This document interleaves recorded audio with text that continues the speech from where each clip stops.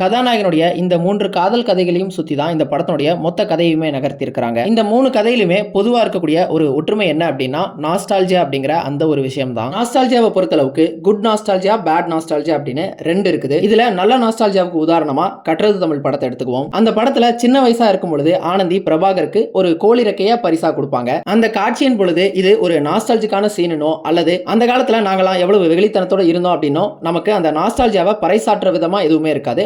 அந்த தருணத்துல ஆனந்தி அன்பின் வெளிப்பாடா பிரபாகருக்கு அந்த ஒரு கோழி ரெக்கையை கொடுக்கிற மாதிரி தான் இருக்கும். ஆனா படத்தினுடைய முடிவுல பிரபாகர் மீண்டும் அந்த கோழி ரெக்கையை ஆனந்தி கிட்ட காட்டும் பொழுது இடைப்பட்ட இந்த காலத்துல இவங்களுடைய வாழ்க்கை பயணத்துல என்னென்ன அனுபவங்கள் எல்லாத்தையும் சந்திச்சாங்க, இவங்க கிட்ட இருந்த அந்த குழந்தை தன்மையை இவங்க 2 பேருமே எப்படி இழந்துட்டாங்க அப்படிங்கிறது எல்லாமே நமக்கு ஒரு சேர நினைவுக்கு வந்து நமக்குள்ள அந்த சோகம் கலந்த ஒரு ஏக்க உணர்வு அப்படிங்கிறது இயல்பாவே உண்டாகும். அந்த கடைசி தருணத்துல அவங்க 2 பேருமே இழந்துட்டு அந்த குழந்தை தன்மையை மீட்டு மீண்டும் குழந்தையாவே மாறிட்ட ஒரு உணர்வு தான் நமக்கு ஏற்படும். இதுதான் ஒரு ஆர்கானிக் நாஸ்டால்ஜியா அப்படிங்கிறது. ஆனா இந்த இதய முரளி படத்துல கதையில இயல்பா உருவாக வேண்டிய இந்த நாஸ்டால்ஜியா அப்படிங்கிறது இல்லாம வெறுமனே 90s ரெஃபரன்சஸ் பயன்படுத்தி அந்த நாஸ்டால்ஜியாவை உண்டாக்க முயற்சி செஞ்ச மாதிரி தான் இருந்தது.